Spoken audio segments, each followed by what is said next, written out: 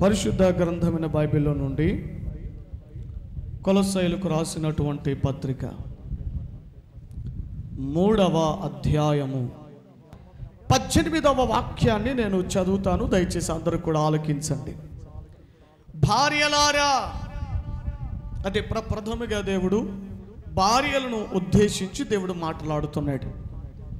భర్తలు, తండ్రులు, పిల్లలు, దాసులు, యజమానులు వీళ్ళందరిని వెనకను ఉంచి భార్యలను ఉద్దేశించి ప్రథమగా మొదటిగా దేవుడు వారిని ఉద్దేశించి మాట్లాడుతూ ఉన్నారు.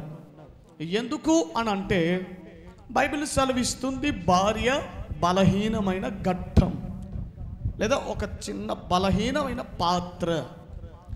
మరి ఆ బలహీనమైనటువంటి పాత్రను దేవుడు ముందు ఉంచుకొని మొదటిగా భార్యలతోనే దేవుడు మాట్లాడుతూ ఉన్నాడు.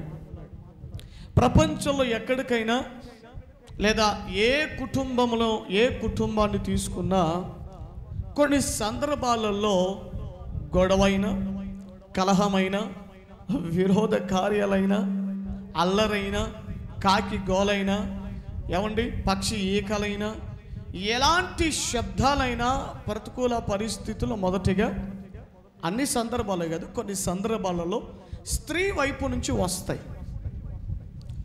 చాలా సందర్భాలలో ఆడవారు అనేవారు సహనం కోల్పోయినప్పుడు సహనంగా ఉన్నంత వరకు రాజ్యాలైనా ప్రభుత్వాలైనా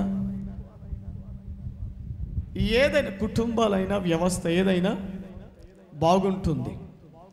ఒక భార్య సహనం కోల్పోయిందంటే, భర్త సహనం కోల్పోయినా పెద్దగా ఏముండదు, కానీ భార్య సహనం కోల్పోతే ప్రియులారా నరకానికి కేర్ ఆఫ్ అడ్రస్ ఈ ఇల్లే అన్నట్టుగా అనిపిస్తుంది. నరకంని చూసే భాగ్యం లేదురా, ఇదిగో ఈ ఇంటిని చూడగలిగితే నరకం బహుశా ఇలా ఉంటుందేమో అన్నట్టుగా అనిపిస్తుంది. కొన్ని కుటుంబాలను గమనించగలిగితే, కొంతమంది కుటుంబాలను నడిపించుకుంటున్న కొంతమంది భార్యల స్థితిగతులను గమనించగలిగితే, నా ప్రియ దేవుని బిడ్డారా, ఈ రోజున ప్రథమగా భార్యలతోనే దేవుడు మాట్లాడుతున్నాడు. ఒక స్త్రీతోనే దేవుడు మాట్లాడుతున్నాడు. ఎందుకంటే ప్రపంచ మానవ చరిత్రలోనికి పాపము పురుషుడు చేయటానికి ప్రేరేపణ ఎవరయ్యారు? ప్రేరేపణగా ఎవరు నిలిచి ఉన్నారు? ఒక స్త్రీ కారణంగా నిలిచింది. పురుషుడు పాపము చేశాడు, పురుషుని వల్ల పాపములోనికి మానవునిలోనికి వచ్చింది. కానీ పురుషుడు పాపములు చేయడానికి ప్రేరణగా ఒక స్త్రీ కారణమయ్యింది. ఈ విషయాలను చెప్పటం ద్వారా స్త్రీలను అంటే భార్యలను, ఆడవారిని కించపరచాలని కానీ మిమ్మల్ని తక్కువతో చూడాలనే ఉద్దేశం కాదు. కానీ కొంతమంది మనస్సు యొక్క స్థితిగతులు, కొంతమంది యొక్క నడవడికలు ఎలా ఉన్నాయో ఆ విషయాలను మాత్రమే మీ ఎదుట ఉంచాలని నా ప్రయత్నము, కానీ మరొకటి కాదు అన్న సంగతి కూడా మీ ఎదుట నేను జ్ఞాపకం చేస్తూ ఉన్నాను. చదవబడినటువంటి 18వ వచనం నేను చదువుతున్నాను, చూడండి. భార్యలారా, మీ భర్తలకు విధేయులై ఉండండి, ఇది ప్రభువును బట్టి యుక్తమైనది. ఇది ప్రభు దృష్టికి యుక్తమైనది. ఇది ప్రభు దృష్టికి చాలా ఇష్టము. ఏమిటట ఇష్టము? ఏమిటట?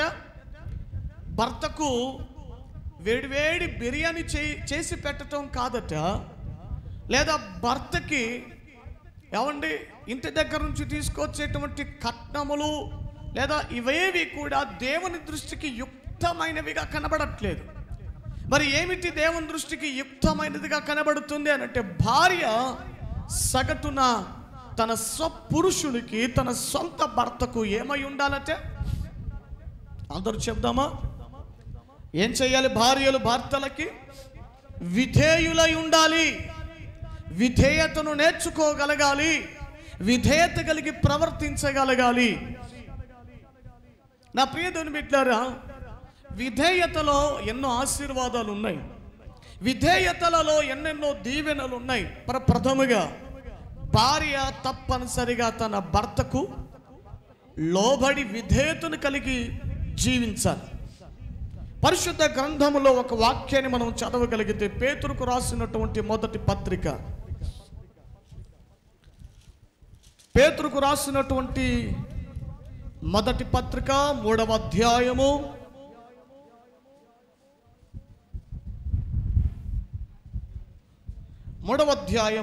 5వ వాక్య భాగాన్ని చదువుదాం ప్రియులారా. కొంతమంది ఈ పనికి మాలినటువంటి విషయాలలో బిజీగా ఉంటున్నారట. ఇదే అలంకారం, ఇదే విలువకరమైనదని భావిస్తూ ఉన్నారట. కానీ దేవుని వాక్యం చెబుతుంది, ప్రియ దేవుని బిడ్డలారా, భార్యలారా, స్త్రీలారా, వెలుపటి అలంకారము మీకు అలంకారముగా ఉండక మరి ఎలా ఉండాలి? 5వ వచనం నుండి చదవండి. అటువలే పూర్వము దేవుని ఆశ్రయించినటువంటి పరిశుద్ధ స్త్రీలను తమ స్వపురుషులకు లోబడి ఉండుట చేత తమ్మును తాము, అంటే భక్తి కలిగినటువంటి స్త్రీలకు వారికి ఏమిటంటే వారి అలంకారము, వారి మెడచేనేమిటి, వారికి బంగారు గాజులు అంటే వారికి అర్థం ఏమిటి? మా స్వపురుషులకు లోబడి ఉండటమే మాకదే పట్టు చీరతో సమానం, మాకదే బంగారు నగలతో పెట్టుకున్న దానితో సమానము, మాకదే విలువ, మాకదే దీవెనకరమైనది, అదే మాకు ఆశీర్వాదకరమైనది, అదే మా ప్రవర్తనకు యోగ్యకరమైనది. దేవుని వాక్యం చెబుతుంది కదా. పూర్వం పరిశుద్ధ స్త్రీలు, పరిశుద్ధత కలిగినటువంటి స్త్రీలు, దేవుని ఆశ్రయించుచున్న స్త్రీలు. ఏమంటే ఈరోజు మీరు ఎక్కడికి వచ్చారు? దేవుని మందిరానికి వచ్చారు. ఆశ్రయమై ఉన్న స్థలానికి మీరు వచ్చారంటే మీరు దేవుని ఆశ్రయించుచున్న స్త్రీలు, మీరు దేవుని ఆశ్రయించుచున్నటువంటి బిడ్డలు, మీరు దేవుని ఆశ్రయాన్ని కోరి వచ్చినటువంటి భార్యలు. మరి మీరు ఎలా ఉండాలట? పూర్వము పరిశుద్ధ స్త్రీలను, దేవుని ఆశ్రయించినటువంటి వారును తమ స్వపురుషులకు లోబడి ఉండుట చేత తమ్మును తాము అలంకరించుకున్నారట. ఈ రోజున నీవు నీ భర్తకు న్యాయబద్ధముగా దేవుని సన్నిధిలో జతపరచబడి దేవుడు నీకిచ్చినటువంటి భర్తకు నీవు సంపూర్ణంగా లోబడగలుగుతూ ఉన్నారా? ఆహా, కింద మాట భలే ఉంటుంది ప్రియులారా. కింద మాట ప్రియులారా, 6వ వచనంలో శారమ్మ గారంట అబ్రహాము గారిని ఏనాడు కూడా, ఏ రోజు కూడా మరణించేటువంటి వరకు కూడా, హేతు కుమారుల యొద్ద అబ్రహాం గారు శారమ్మను పాతి పెట్టే సమయం వరకు కూడా, అంటే మరణించేటువంటి తుది శ్వాస వరకు కూడా అబ్రహామును పేరు పెట్టి పిలవలేదట. తన భర్తను ఏనాడు కూడా పేరు పెట్టి పిలిచినటువంటి, పేరు పెట్టి పిలవని ఉత్తమురాలు ఏమండి, ఆత్మీయ జనాంగమంతటికి తల్లి ఆమె. 6వ వచనంలో చదువుమా.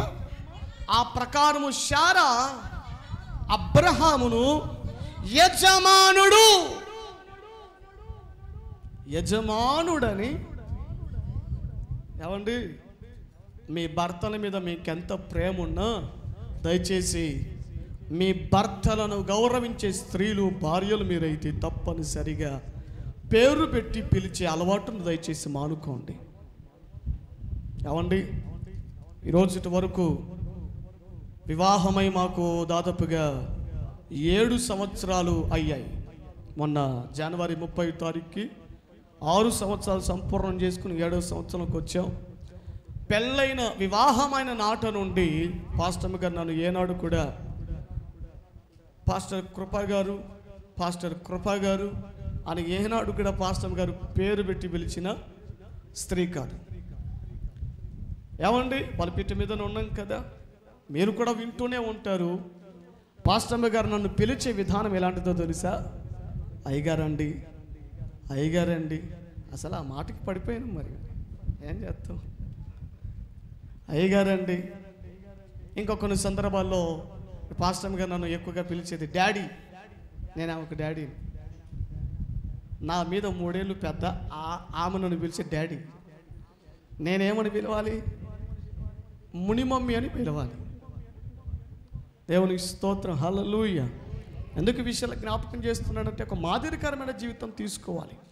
దేని వాక్యం చెబుతుంది, ఆ రోజుల వరకు ధర్మశాస్త్రం లేదు, ఈ రోజుకు లాగా బైబిల్ వారి చేతుల్లో లేదు, వాక్య కట్టడల వరకు లేవు. కానీ కేవలం విశ్వాసము చేత మాత్రమే వారు ఉపదేశింపబడ్డారు. ఏమంటే వారు కలిగి ఉన్నటువంటి భక్తి చేత మాత్రమే వారు నేర్చుకున్నారు. ధర్మశాస్త్రం లేని దినములలోనే భక్తిని వారు నేర్చుకున్నారు. ఈ రోజున భక్తి నేర్చుకోవడానికి దేవుడు మనకు ఎన్నో మార్గాలను దేవుడు ఏర్పరిచారు. నేర్చుకోకూడదా? నేర్చుకోవాలి. ఏమిటి భక్తి? ఇదిగో ఇదే, ఇలాంటిదే. ఏమిటి లోబడి బ్రతికే జీవితం అంటే, శారమ తన బ్రతుకు దినములలో అబ్రహాం గారిని ఏనాడు పేరు పెట్టి పిలవలేదట. పేరు పెట్టి పిలవలేదంటే కారణం ఏంటో తెలుసా? అబ్రహామును శారమ్మ ప్రతి విషయంలో గౌరవించింది. దేవునికి స్తోత్ర. ఏనాడు అబ్రహాం గారికి విరోధముగా మాట పలికిన స్త్రీ కాదు. ఏ రోజు అబ్రహాముకు విరోధమైన కార్యాలు పలికిన స్త్రీ కాదు. అబ్రహాము గారికి ఏ విషయమైనా చెప్పకుండా ఆమె ఏమీ చేసిన స్త్రీ కాదు. ప్రతి విషయమైన భర్తతో పంచుకొని, ఏమండి ఈ విషయాలు దయచేసి ఆలకించండి. ఒకవేళ మీకు దేవుడు మీ భర్తల కంటే అధిక జ్ఞానం ఇచ్చి ఉండొచ్చు గాక, దేవుడు మీకు ఇచ్చిన భర్తల కంటే మీ స్థితి, మీ పొజిషన్ కాస్త ఎక్కువగా ఉండొచ్చు గాక, మీ భర్తల కంటే మీకు అనుభవం ఏదైనా విషయాలలో ఉండొచ్చేమో, తెలివి ఎక్కువగా ఉండొచ్చేమో. కానీ తప్పనిసరిగా ప్రియులారా, ఒక నిర్ణయం తీసుకునేటప్పుడు, ఒక పని జరిగించేటప్పుడు, ఒక చోటుకి వెళ్ళేటప్పుడు భార్య తప్పనిసరిగా తన భర్తను సంప్రదించి ఇలా చేద్దామా, ఇలా వెళ్దామా, ఇలా పని చేద్దామా అని పరస్పర నిర్ణయాలతో తమ జీవిత దినములను ముందుకు కొనసాగించగలిగితే ఆ సంసారములు, ఆ కుటుంబ జీవితాలు పరలోకపు ప్రతిబింబాన్ని తలపించగలుగుతాయి. చేద్దాం గట్టిగా ఆమేన్, హల్లెలూయా.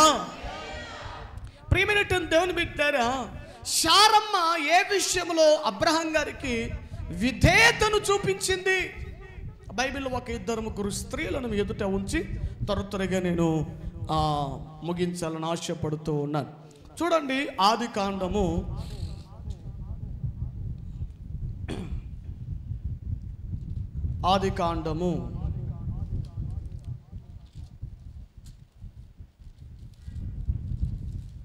18వ అధ్యాయము, ఆదికాండము 18వ అధ్యాయం 6వ వాక్యాన్ని ఒకసారి చదవండి. త్వరగా వెళ్ళి నీవు త్వరపడి 3 మానికల మెత్తని పిండి తెచ్చి పిసికి రొట్టెలు చేయమని చెప్పాను. ఇక్కడ దయచేసి ఆగండి ఒక్క నిమిషం.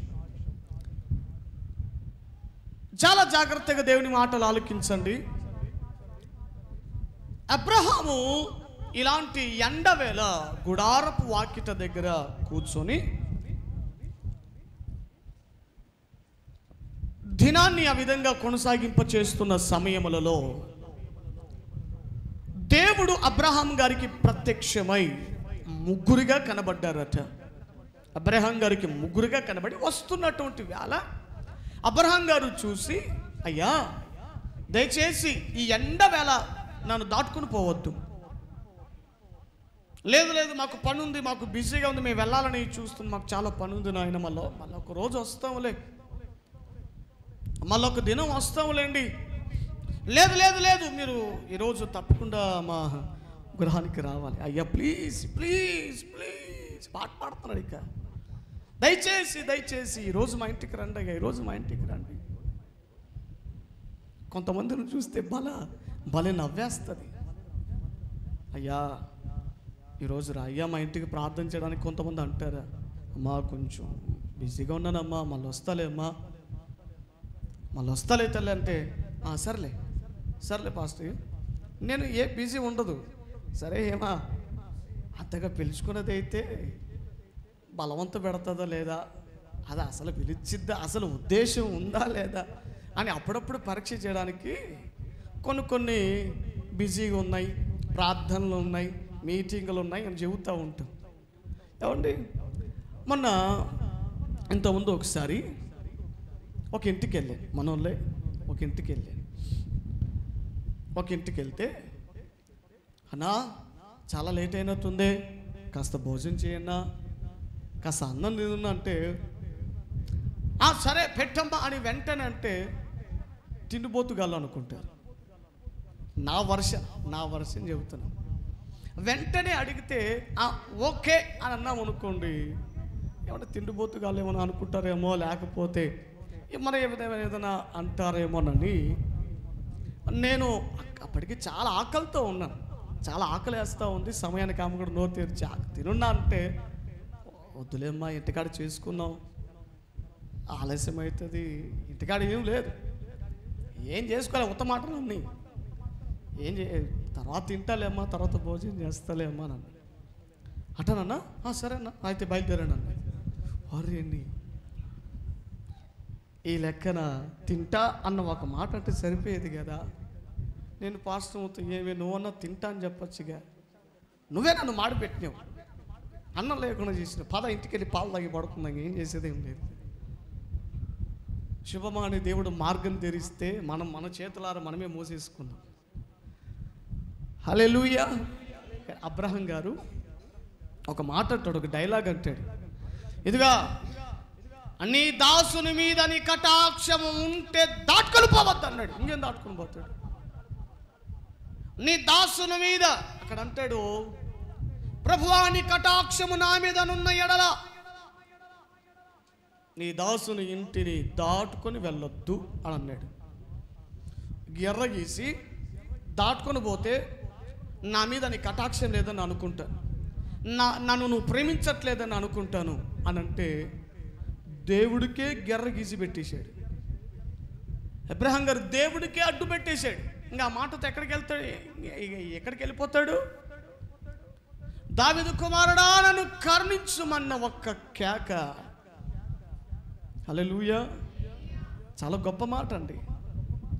ప్రార్థన చేసేటప్పుడు తప్పనిసరిగా పలకండి, ప్రభువా నీ కటాక్షము నీ కరుణ నా మీద ఉంటే ప్రభువా ఇదిగో ఈ విధంగా చేయండి. ఒకసారి ప్రార్థన చేసి చూడండి, తప్పనిసరిగా దేవుని కార్యాలు మన జీవితాల్లో మనం తప్పనిసరిగా చూడగలుగుతాం.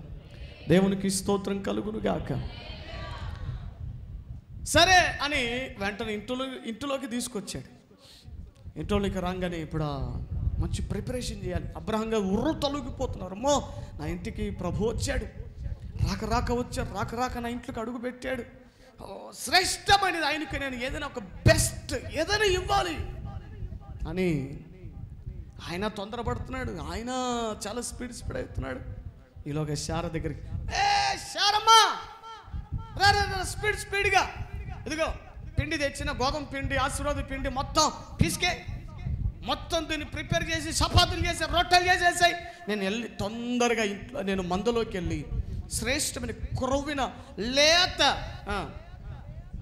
లేత దూడ తీసుకొని వచ్చి పాలు వెన్న అన్నీ తీసుకొని వచ్చి ప్రిపేర్ చేస్తాను. అమ్మా శారమ్మా నువ్వేం చేయాలి? ఎప్పుడొచ్చాడు? ప్రిపరేషన్ లేదు.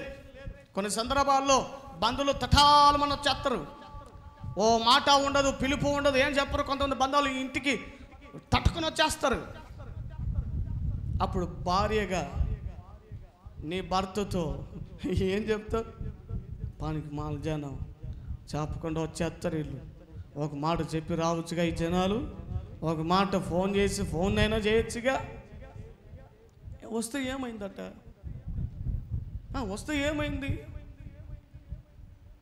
ఎటైనా ఒక ఆమె ఇంటికి సడన్గా వెళ్ళిపోయారు. వెళితే సీరియల్ పెట్టుకొని చూస్తూ ఉంది. వాళ్ళ కూతురు చూసిందే నేను రావటం. అమ్మ పాస్టర్ వచ్చారంటే ఇక కింద మీద పడి 75 కేజీలు ఉండే మనిషి హఠబడి దేనికో రిమోట్ కోసం ఆఫ్ చేయడానికి. అటు తిరిగి ఇటు తిరిగి, అటు పరిగెత్తా ఇటు పరిగెత్తా. ఏమండి, అప్పుడప్పుడు రోడ్ల మీద అదేదో ఉంటాయి ముంగీసలు, అటు వచ్చి అటు పోతాయి. ఆమె అంట ఇంట్లో, నేను ఇంటి దగ్గర చూస్తున్నాను, ఆమె ప్రయాసపడుతుంటే నాకు పెద్ద ముంగీస అటు ఇటు తిరుగుతున్నట్టుగా అనిపించింది. ఏమి అంత ప్రయాసపడుతున్నావు అమ్మా అన్నాడు మరియతో. అమ్మా ఎందుకు ఏడుచుచున్నావు అని ప్రభు తెలియజేసినట్టు, అమ్మా ఏమి చేయుచున్నావు నీవు అని అన్నా. అదే పాస్టర్ ఒక్క నిమిషం అని రిమోట్ మొత్తానికి దక్కించుకుంది, టక్ టక్ టక్ ఆఫ్ చేసేసింది. లోపలికి పిలుచుకొని, ఏంటి పాస్టర్ అయ్యా ఫోన్ చేసి రావాలి కదా. దొంగమోహన్ దారు, నేను ఎప్పుడొచ్చి నీకేంటి, మనం నా మీద కోప్పడి నాతో మాట్లాడుతాను, ఫోన్ చేసి రావాలి కదా మీరు.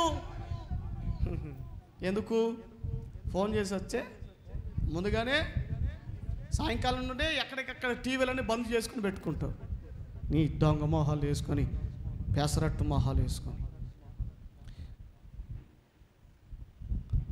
అబ్రహాం గారు అక్కడెక్కడో వంట రూమ్లోనో లేదా బట్టలు ఉత్తుకునే కార్యక్రమంలో బిజీగా ఉంది.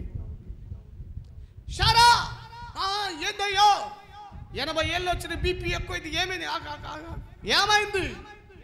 అదేనే ప్రభు వచ్చారే, మన ఇంటికి వచ్చాడు. దిగా పిండి తీసుకొచ్చిన, కందిపేలు తీసుకొచ్చా, బయటకు వెళ్ళి బజార్కి వెళ్ళి చికెన్ తీసుకొస్తా, మంచి మటన్ తీసుకొని వస్తా, వండాయి. ముసలోడా నీకేం, నువ్వు చెప్పి వెళ్ళిపోతావు. ఇక్కడ చేయాల్సిందేవుడు ఒక్కదాన్న నాకు కూడా పెట్టావా, తోడుగా ఎవరన్నా పెట్టినావా, అసలు ఎవరైనా ఉన్నారా, అసలు వాళ్ళెవరు ఈ టైంలో రావడానికి? నాకు చెప్పి రావాలి కదా, ఫోన్ చేసినా రావాలి కదా. కాదు వాళ్ళంటే బుద్ధి లేదు, నీకన్నా బుద్ధి లేదే. ఏ టైంలో పడితే ఆ టైంలో ఇంట్లోకి రమ్మంటావు, బుద్ధి లేదు పాటలేదు నీకు అని ఎగస్ట్రా డైలాగులు ఏం కొట్లా. ఆ చదివిన లేఖన భాగంలో 6వ వచనంలో స్పీడ్గా శారమ్మ దగ్గరికి వెళ్ళాడంట. ఎంత స్పీడ్గా అబ్రహాం దగ్గరికి శారా వెళ్ళాడో అంతే స్పీడ్గా శారా కూడా అబ్రహాంకు రియాక్ట్ అయిపోయింది. దేవునికి స్తోత్రం. కొంతమంది ఇళ్ళల్లో భార్యలకు ఉండే స్పీడ్ భర్తలకు ఉండదు, భర్తలకు ఉండే స్పీడ్ భార్యలకు ఉండదు. తాబేలు జింక టైప్ అన్నమాట. ఈ ఇళ్ళల్లో తాబేలు జింకలు అంటే వాళ్ళు ఉంటే మాత్రం ప్రయాణాలు సరిగా అవ్వవు, పనులు కూడా సరిగా అవ్వవు. ఏమండి, పోనీ స్పీడ్కి వెళ్ళే భార్య లేదా స్పీడ్కి వెళ్ళే భర్తను బట్టి అయినా భార్య స్పీడ్ పెంచుకుంటే పర్వాలా. ఈమె స్పీడ్గా వెళ్ళి ఈయన స్లోగా వెళుతూ, లేదా ఈయన స్పీడ్గా వెళుతూ ఆయన స్లోగా అయ్యాడు అనుకోండి, పనులు ఏవీ జరగవు. దేవునికి స్తోత్రం, హల్లెలూయా. ఏమండి, పొలాన్ని దున్నుతున్నారండి.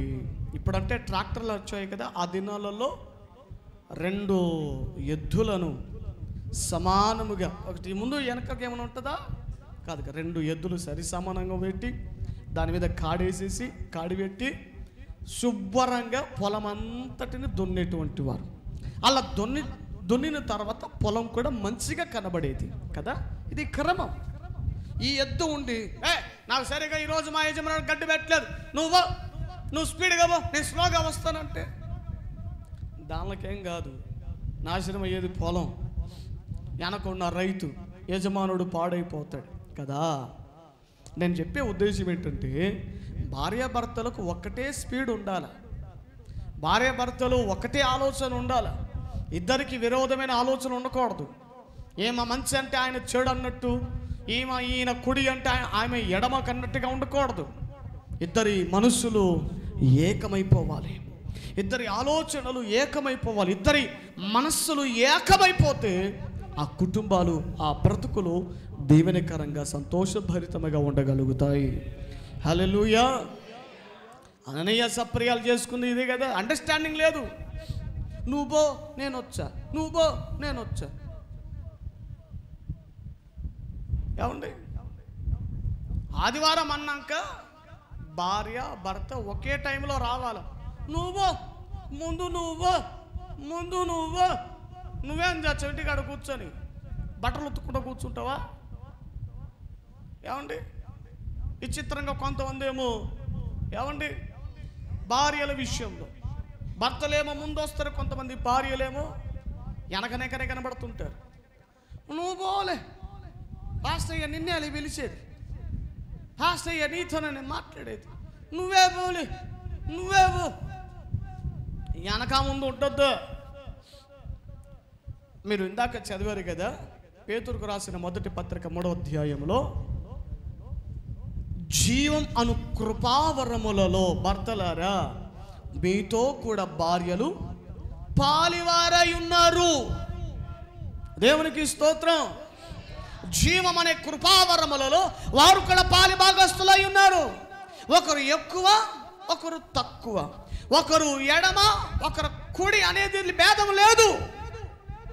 దేవుడు హవ్వను సృజించి వారిని భార్య భర్తలుగా ఎవరిని స్థిరపరచటానికంటే ముందుగా దేవుడు ఆలోచించి ఏమన్నాడు?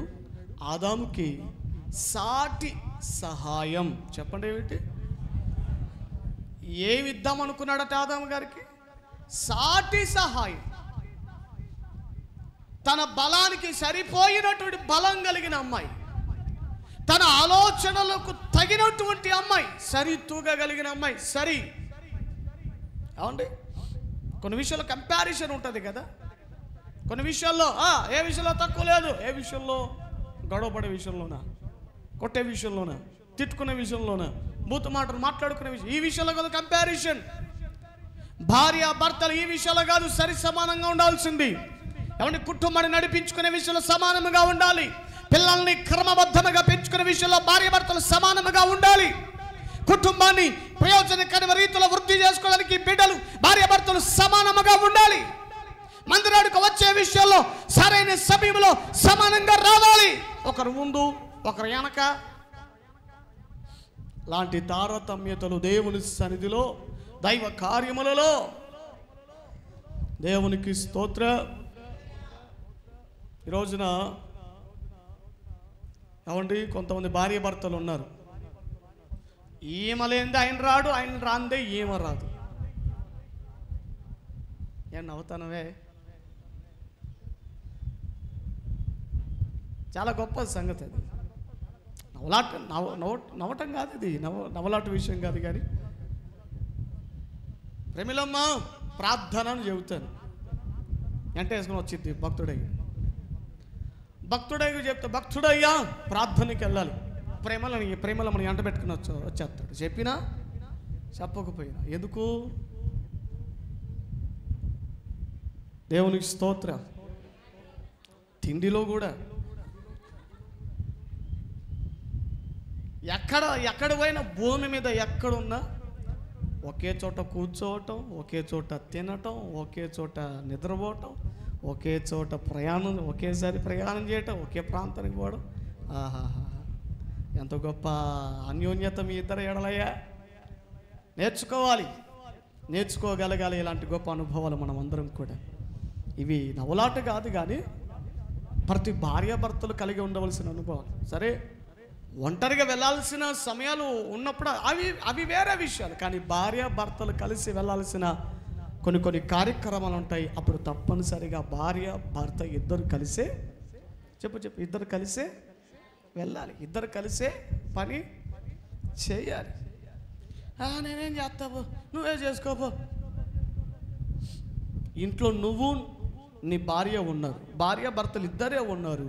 ఏమండి ఒక్క వ్యక్తి మీద భారం మోపితే ఏమండి ఆ పరిస్థితులు ఎలా ఉంటాయి?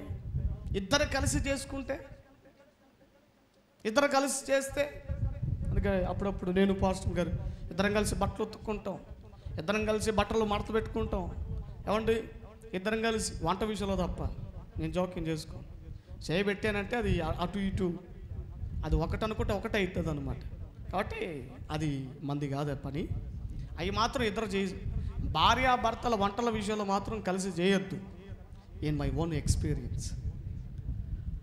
నీకు వస్తే పర్వాలేదు, మన ఫ్రాన్సిస్ అయ్యేలాగా వంటలు వచ్చేవారైతే మాయమైపోయిందా? వంటలు వచ్చేవారైతే పర్వాలా, వంటలు రాకుండా చేయి పెట్టారనుకో, ఆ కూర మాడిపోవటమో లేకపోతే ఉప్పు తక్కువ అయిపోవడమో, మొట్టమొదటిగా భార్యలు ఎవరి మీదో పడరు, భర్తల మీదనే పడి ఏడుచారు.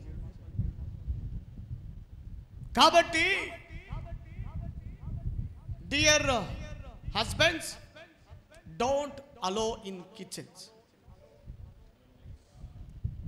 మీకు లోనికి ప్రవేశం లేదు. ఎక్కడ?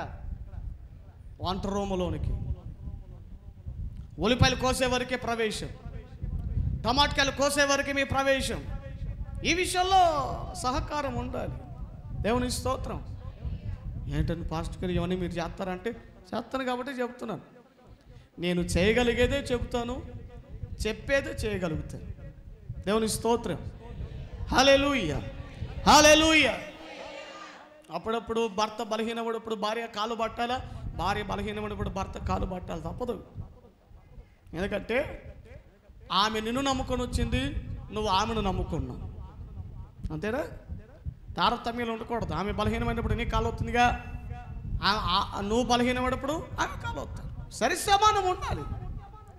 దేవుని స్తోత్రం. శారా ఏంది ఏమైంది?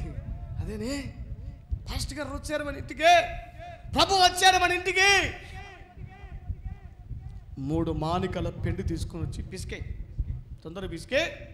3 కాబట్టి ఎంత లేదన్నా ఇద్దరికి 2 తిన్నా, 3కి కలిపితే 6 అవుతాయి. వెంట చేసాయి.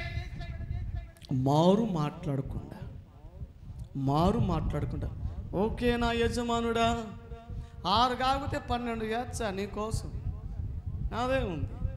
6 కావాలన్నా, 6 కాకపోతే 12, 12 కాకపోతే 16, 16 కాకపోతే 36.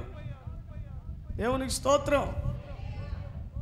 ఈ వాక్య లేఖనం నేను ఉదయం చదువుతున్నప్పుడు శారా అబ్రహాము గారికి ఎంత లోబడటానికి, ఎంత తన్ను తాను అప్పగించుకున్నదో ఈ మాటలు చదువుతున్న మనకు అర్థమైపోవాలి. హల్లెలూయా. శారాను దేవుడు, ఎందుకంటే ఈ అనుభవం దేవుడు చూశాడు కదా. ఇంట్లో హడావిడవటం, ఎవరు కోపగించుకోకపోవటం, ఇటు భర్త అయిన అబ్రహాం గారు, శారమ్మ గారు ఇద్దరి విషయంలో ఏమంటే ఒకరి మీద ఒకరు కోపాన్ని పెట్టుకోకపోవటం, ఒకరొకరు తారతమ్యాలతో మాట్లాడుకోకపోవటం, ఏమంటే శారమ్మ గారు ఏమంటే తన భర్త అయిన అబ్రహాం గారికి ఎంతో లోబడటం, ఇవన్నీ ప్రభు చూశాడు. నేరుగా ఆయన చూశాడు కాబట్టి ఏమంటే ఆ 18వ అధ్యాయమున ఏమంటే 13వ వచనములో దేవుడు మాట్లాడుతున్నాడు కదా. వృద్ధురా అదిగో అంతటా దేవుడు ఆ శారమ్మ విషయం దేవుడు మాట్లాడుతున్నాడు కదా. మీదటికి 14వ వచనం, యెహోవాకు అసాధ్యమైనది ఏమైనా ఉన్నదా? మీదటికి కాలమున నిర్ణయ కాలమును ఎందుకు తిరిగి వచ్చేదను. అప్పుడు శారాకు కుమారుడు.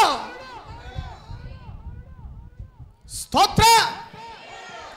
భారీగా నీ భర్తకు నీవు విధేయతను చూపించగలిగితే నీకు రావాల్సిన ఆశీర్వాదం ఏది నిలవదు. నీ మీదకి తప్పనిసరిగా దేవుడు రావటానికి దేవుడు ద్వారాలు తెరుస్తాడు. హల్లెలూయా. అక్కడ శారమ్మ అంటది కదా, 11వ వచనంలో స్త్రీ ధర్మము శారాకు నిలిచిపోయింది. అంటే ఏమిటి? ఆగిపోయింది. ఈరోజు నీ బ్రతుకులో కొన్ని కార్యాలు ఆగిపోయాయని తలంచుతూ ఉన్నారా? కొన్ని జరగవలసిన కార్యాలు నిలిచిపోయాయని వేదన పడుతున్నావా? రావలసిన డబ్బులు రాకుండా ఎక్కడికెక్కడ స్టక్ అయిపోయాయని వేదన చెందుతున్నావా? ఇదిగో దేవుడి అనుభవం తెలియజేస్తున్నాడు. నేర్చుకో. భర్తకు ఎంతగా విధేయతను చూపించగలగాలో అంత విధేయతను కలిగి జీవించు. అద్భుతం దేవుడు చూపించబోతున్నాడు. హల్లెలూయా. భార్యలారా, మీ స్వపురుషులకు అబ్రహాము యొక్క భార్య లోబడింది కాబట్టి ఆ కుటుంబము చాలా సంతోషంగా ఉంది. ఒక రోజున సంతోషము కూడిక పెట్టుకున్నారు, కృతజ్ఞత కూడిక పెట్టుకున్నారు. ఎప్పుడు? ఇస్సాకు పుట్టి పాలు విడిచినటువంటి దినమందు అబ్రహాం గారట పెద్ద కృతజ్ఞత కూటం పెట్టేశారు. ఇల్లంతా సంతోషమే. కానీ ఒక ఇంటిలో ఒక కుటుంబంలో భయంకరమైన దుఃఖం. ఎవరిది? లోతు కుటుంబం. ఎందుకని సొదొమ గొమొర్రాను దేవుడు అగ్ని గంధకముల చేత నాశనం చేస్తుంటే లోతు భార్యతోనూ తన వారితోనూ చెప్పాడు, వెనక్కి తిరిగి చూడవద్దు. లోతు తన భార్యతో చెప్పాడు, ఇదిగో ప్రభు నాకు ఆజ్ఞాపించాడు, ప్రభు నాతో చెప్పాడు, మా వెనక్కి తిరిగి చూడొద్దు. పిల్లలైనా లోబడ్డారు, కానీ చివరి నిమిషంలో భార్య విధేయతను కోల్పోయింది. ప్రజలు బిడ్డలారా, 100 విషయాలలో ఒక్క విషయంలో నువ్వు అవిధేయతను చూపించిన 99 విషయాలు తేలిపోతాయి. 99 పనులు తేలిపోతాయి. నీ భర్త ఎలాంటోడే కావచ్చు, తాగుడుపోతాడా, ప్రయోజనకరమైన వాడు కాదా, బాధ్యత కలిగిన వాడు కాదా, వాడు ఎలాంటోడైనా పర్వాలేదు, విధేయతను కలిగి బ్రతకండి, విధేయతను కలిగి జీవించండి. Praise the Lord. కొట్టేవాడా, తిట్టేవాడా, 10 మందితో అక్రమ సంబంధం పెట్టుకుంటున్నాడా, వాడు ఎలాంటి వాడైనా కావచ్చు గాక, బైబిల్ చెబుతుంది నువ్వు లోబడితే దేవుడు తప్పకుండా ఆశీర్వదిస్తాడు. బైబిల్లో భార్య దగ్గర ఆగిపోయింది వాక్యం.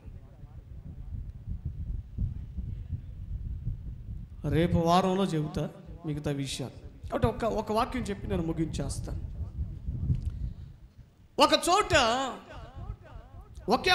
ఒకే చోట 2 అనుభవాలు మనం చూడగలుగుతాం. ఒక స్త్రీ లోబడటం ద్వారా ఎంతగా దీవించబడిందో,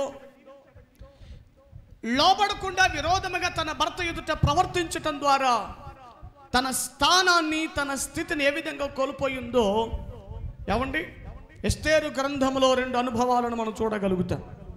చూద్దామా? ఎస్తేరు గ్రంథం 1వ అధ్యాయం. ఆ 1వ అధ్యాయాన్ని అలా తీసి ఉంచండి. ఒక విషయాన్ని ఇక్కడ మీకు ప్రస్తావించాలని ఆశపడుతూ ఉన్నాను. షూషను కోటలో 120 సంస్థానములన్నిటి మీద రాజ్య పరిపాలనను చేస్తున్నటువంటి రాజు.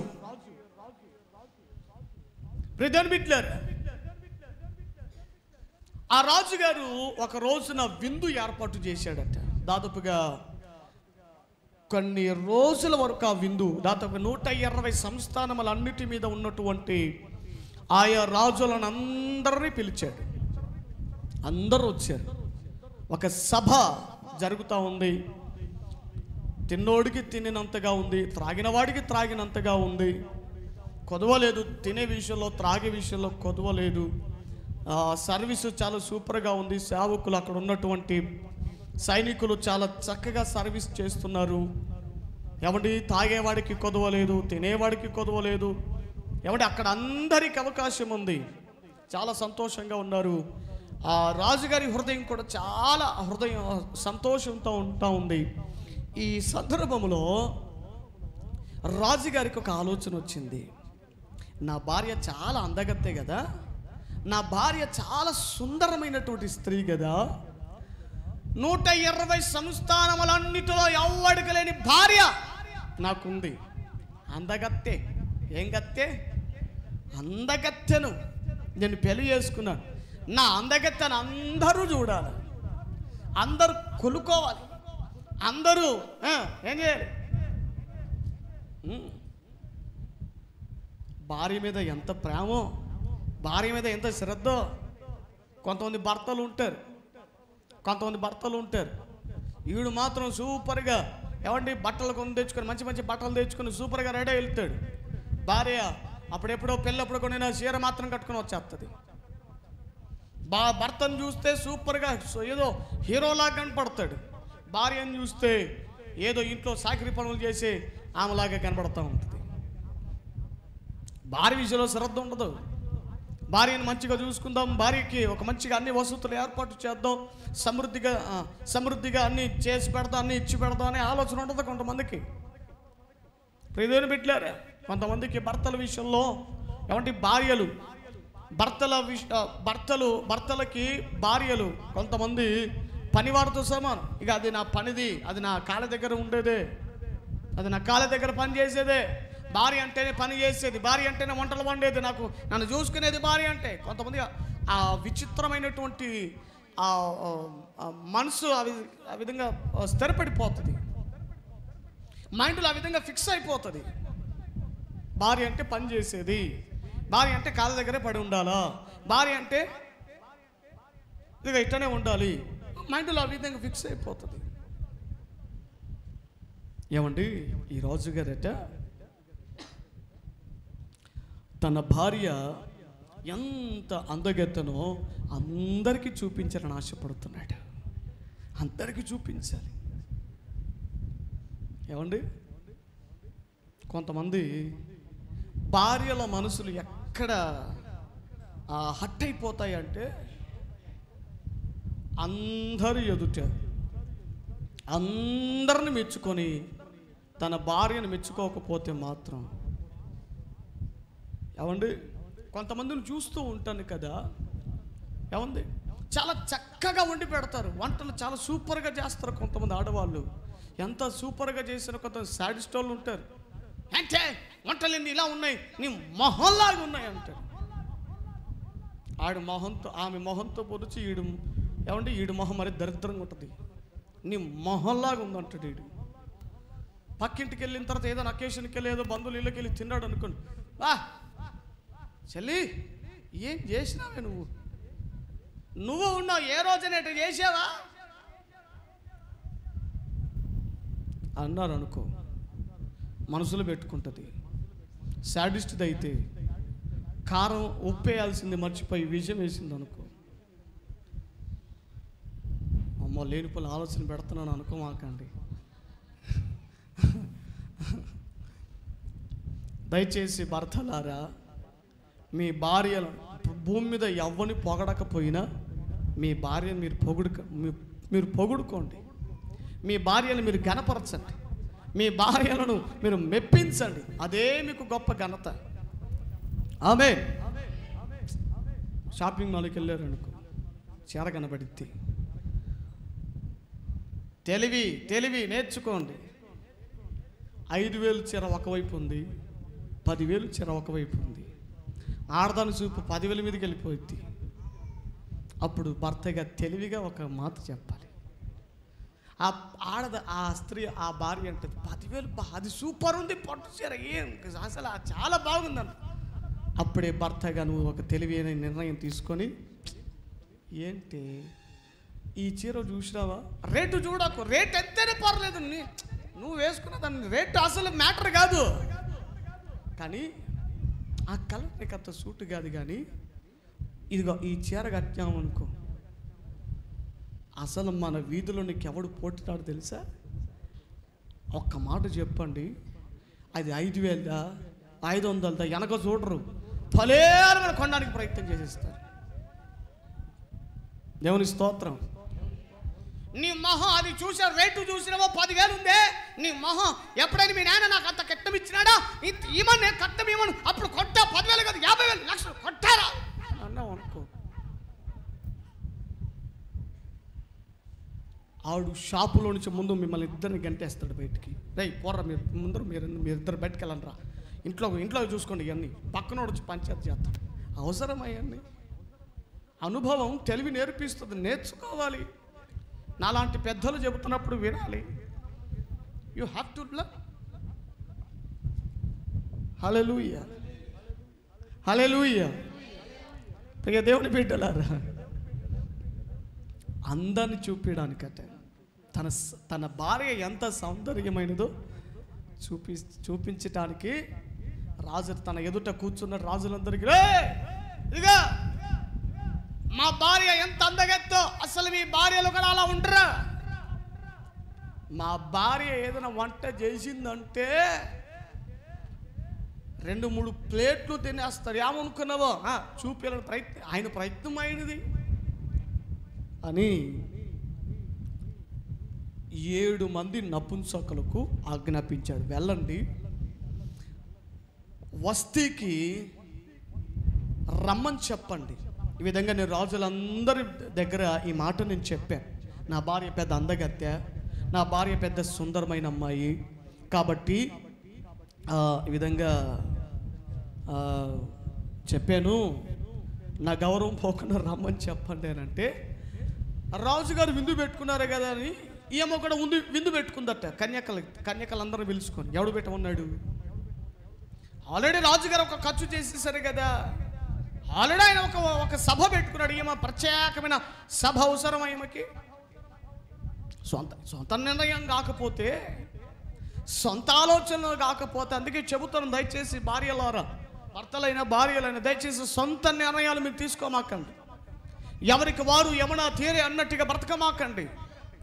ఏదైనా కష్టమైనా నష్టమైనా, పిల్లల భవిష్యత్తు కొరకైనా, లేదా అది ఏ విషయమైనా భార్యలతో పంచుకోవాలి. భార్య భర్తతో చెప్పాలి, భర్త భార్యతో పంచుకోవాలి. హల్లెలూయా. సపరేట్గా 7 రోజుల విందు ఆమె కూడా పెట్టేసుకుందట. కబురు పంపించారు. 7 నపుంసకులను పంపించి కబురు పంపిస్తే, నేను రాను, పో, బిజీగా ఉన్నాను, ఏం చేసుకుంటావు చేసుకోని కబురు పంపించిందట. ఆ 7 నపుంసకులు రిటర్న్ వచ్చి, అయ్యా రాజుగారు, వస్తాననుకున్నాను కానీ రావట్లేదయ్యా. పేరుకు మాత్రమే వస్తి. పేరు తెలంగాణలో ఇదిగా వస్తున్నాను, ఎవరైనా పిలిచి ఇదిగా వస్తున్నానని మన వైపు అంటారు. కానీ తెలంగాణ వైపు ఏమంటారంటే, ఇదిగా వస్తి అంటే వస్తా ఉన్నాను, త్వరగా వస్తున్నాను అనే దానికి షార్ట్గా వస్తి అంటారు అన్నమాట. ఏమొక పేరుకు వస్తి కానీ స్వభావం ఎట్టుంది? స్వభావం ఏంటిది చెప్పాలా? పేరుకు వస్తి, పేరు చూసే వచ్చేటట్టుంది కానీ స్వభావం చూస్తే రాదు. మందిరానికి రాదు, ప్రార్థనకు రాదు, ఏదైనా మీటింగ్లు పెడితే రాదు, ఏదైనా కూటాలు పెడితే రాదు. ఏమండి, పనికిమాలిన విషయాలకు అన్నిటికీ పోతుంది, పనికిమాలిన సంగతులు అన్నిటికీ పోతుంది. కానీ ఇలాంటి విషయాలకు పేరుకు వస్తి కానీ రాని స్వభావం. అయ్యో, ఇంతమంది దగ్గర నాకు అవమానం అవుతుంది, నా పేరు పోయిందే, నా పరువు పోయిందే అని రాజుగారు చాలా చింతపడుతురే అని సభ ప్రత్యేకమైన కమిటీ మీటింగ్ పెట్టారు. ఆ కమిటీ మీటింగ్లో ఒక ఆయన లేచి, రాజుగారు, మీకు జరిగిన అవమానం ఇంతంత కాదండి, ఎంత అవమానం, అయ్యయ్యో, ఒకవైపు గాయం జరిగిందంటే ఈడు కారం పోసే టైపు, ఈడు మసాలాలు పోసే టైపు. అయ్యయ్యో, నీ భార్య చీ, అదే నేనైతే. కొంతమంది ఊసుగొలిపే వాళ్ళు ఉంటారు. రే, నువ్వు కాబట్టి తిట్లు తిన్నుకున్నావురా, నీ భార్య అట్లా చేస్తే నువ్వు కాబట్టి ఊరుకున్నావు, అదే నేనైతే. వీడు బయటికి ఆ మాటలు అంటాడు, కానీ ఇంటి దగ్గరికి వెళ్తే వీడి పరిస్థితి మరి ఆడికంటే దారుణంగా ఉంటుంది వీడిది. కానీ కొంతమంది లోక వ్యక్తులు కొంతమంది కలిస్తే తాగుడుబోతలు మాట్లాడుకునే మాటలు ఇవన్నీ. ఒరే, నేనైతే నా భార్యను నా కాళ్ళ చెప్పుల కింద కూర్చోబెడతారా, నువ్వేంట్రా, నువ్వు మగవాడివి కాదురా, నీకు సిగ్గు లేదురా, నీకు రోషన్ లేదురా, నీ మూతి మీద మీసం కాదురా, అది పెట్టుడు మీసమా, ప్లాస్టిక్ మీసమా, అది ఏంట్రా? భార్య చేసింది ఒకటైతే ఈడు మాటలే మాట్లాడుకోని చాలా బాధ అవుతుంది. ఆ కమిటీ మీటింగ్లో ఒక ఆయన లేచి, అయ్యయ్యో, రాజుగారికి ఎంత అవమానం అయిందని తెలుసు కదా, మళ్ళా దాన్ని ఎత్తుపడుస్తూ, అయ్యయ్యో ఎంత అవమానం, ఎంత పరువు పోయింది, ఎంత. ఒరే, మ్యాటర్ ఎందుకు చెప్పురా, ఆపురా బాబు, అది చేసేదానికంటే నువ్వు చెప్పే మాటలు మరి నన్ను బాధ చేస్తున్నాయి. ఒరే, ఉన్న విషయం చెప్పురా. సరేనయ్యా, మీ భార్య ఈ విధంగా చేసిందంటే, రాజుగారి భార్య ఎట చేసిందట, ఓ ఎంకన్న, ఓ ఎంకమ్మ, మరియమ్మ, మార్తమ్మ, ఇంకేం పేర్లు, సూసమ్మ, రూతమ్మ, ఓ మరియక్కో, ఓ సుశీలక్కో, రాజుగారి భార్య ఎట్టి చేసిందట, మనం కూడా చేద్దాం బాధ, మనం కూడా విధంగా చేద్దాం అని అందరికీ మాట సాటింపు బయట అందరి విధంగా ప్రవర్తిస్తారయ్యా. కాబట్టి మనమందరం ఒక నిర్ణయం తీసుకుందాం. మగవారు ఇదిగో పురుషుల విషయంలో స్త్రీలు విరోధమైన కార్యాలు, ఇలాంటి కార్యాలు మరలా జరగకుండా ఉండాలంటే వస్తిని తప్పించేసేయండి. మరేం చేయాలి? వస్తికి బదులుగా మరొక విధేయతని కలిగినటువంటి అమ్మాయిని అంతే అందం కలిగిన, అంతకంటే అందం కలిగిన, అంతకంటే సౌందర్యవంతురాలని, సౌందర్యానికి తగ్గట్టుగా విధేయత కలిగిన అమ్మాయిని మనం చూద్దాం అని ఆ తర్వాత మరుసటి రోజే పత్రికలు కొట్టించేసి, పాంప్లెట్లు వేసి, పోస్టర్లు వేసేసి, రాజుగారికి భార్య కావాలంట అని కబురు పెడితే వరుసగా అందరూ వచ్చారు. వేల మంది, లక్షల మంది కన్యకలలో ఎస్తేరును దేవుడు ఎన్నుకొని నిలబెట్టేశాడు.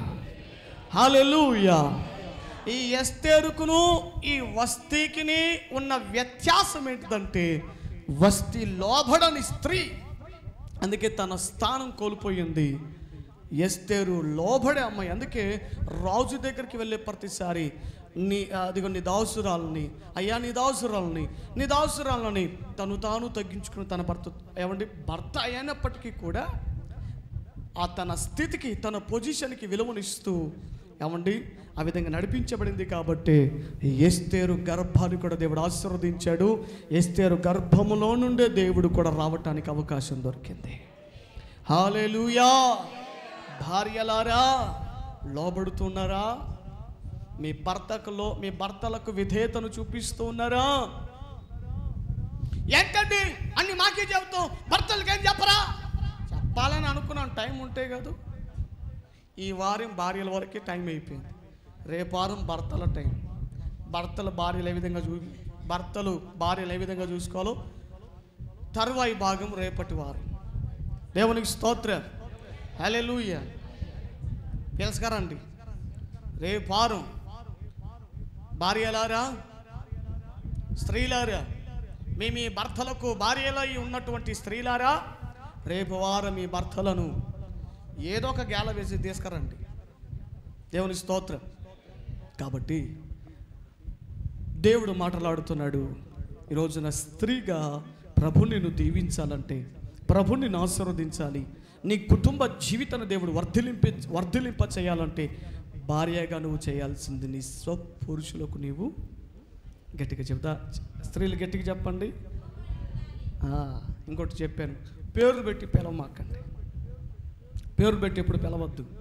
ఏమండి, నీ భర్తనికి ఎంత ముద్దొచ్చినా, చుచ్చు గిచ్చు, నా క్యూటీ, నా స్వీటీ, నా బొచ్చుకొక పిల్ల, ఆకొక పిల్ల, ఎంత ముద్దొచ్చినా పేర్లు వద్దు. ఇంకోటి గౌరవప్రదమైన పేరుతో ఏదో ఒకటి. దేవునికి స్తోత్రం. ఇదిగా పలానా, లేదా పేరు పెట్టి దాని పక్కన గారు అని పిలవండి. దేవునికి స్తోత్రం.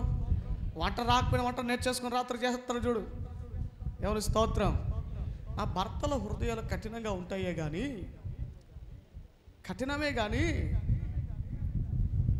అది కరిగిపోయే కఠినత్వం అన్నమాట. కొవ్వొత్తి టైప్ అన్నమాట. చూచ గట్టిగా కనబడుద్ది, ఒత్తితే కూడా అది వంగదు, బెండ్ అవ్వదు. కానీ చిన్న అగ్గికి సరసర కరిగిపోతుంది. భర్తలు మైనము వంటి వారు. అంటే ఏంటి పాసయ్య, మేము మంట పెట్టేటోళ్ళమని మీరు అనుకోమాకండి. నేను ఆ మాట అనలేదు. దేవుని స్తోత్రం.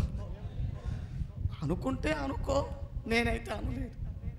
దేవునికి స్తోత్రం. మీకు దీవెనకరంగా ఉండాలి అంటే ఏమండి, బైబిల్ చెబుతుంది కదా, భార్య చేత భర్త ఏమవుతాడట? పవిత్రపరచబడతాడట, పరిశుద్ధపరచబడతాడట. ఏమంటే ఆ ఒక్క వాక్యం ఒక్కసారి ఎవరైనా చదివి సహాయం చేయండి. కొరింథీయులకు రాసిన మొదటి పత్రిక, భార్య చేత భర్త పవిత్రపరచబడుతున్నాడట. ఆ మాట చదవండి, నేను ఇక ముగించేస్తాను. అయిపోయింది. నువ్వు అట్టే అంటావు, లే అయిపోయింది అంటావు, ఇంత పొడుగు తీర్చు. లేదు, నిజంగా అయిపోయింది. కొరింథీయులకు రాసినటువంటి మొదటి పత్రిక 7వ అధ్యాయం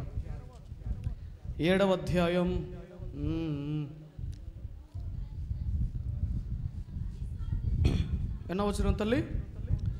14వ వచనం చదవండి.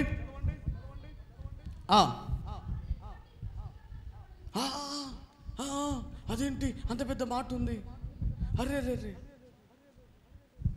భార్యను బట్టి, హలో ఎప్పుడైనా ఏమండి ఇలాంటి సాక్ష్యాలు విన్నామా? నా భర్తను బట్టి నేను మారానండి అన్న సాక్ష్యాలు తక్కువ.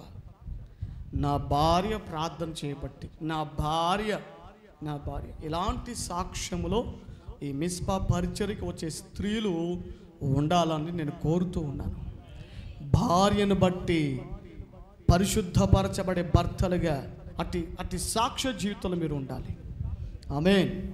అలా మీ భర్తలు ఏమండి, నువ్వు అదే ఆ పనికిమాలిన పనులు చేసి కొంగుకు ముడేసుకుని పనులా నువ్వు విధేయతను చూపించగలిగితే నీ భర్తే నీకు సైనికుడిగా నిలబడగలుగుతాడు. కష్టం వచ్చినప్పుడు, నష్టం వచ్చినప్పుడు, పోరాటాలు ఎదురైనప్పుడు, ఏమండి నిన్ను ఎవడైనా ఏదైనా అంటే ఫస్ట్ నిలబడేది నీ భర్తే. అలా ఉండాలి అంటే నీ భర్త నీ విషయంలో భార్యగా నీ భర్తకు నువ్వు సంపూర్ణముగా విధేయత కలిగి లోబడి ఉండగలిగితే దేవుడు అటు దిశగా, అటు స్థితి, అటు కుటుంబాన్ని ప్రభు మీకు ఇస్తాడు. అటు విధిగా, అటు దిశగా ప్రభు మీకు కృపనిచ్చి ఆశీర్వదించి మీ కుటుంబాలను చక్కదిద్ది నడిపించునుగాక. ఆమేన్.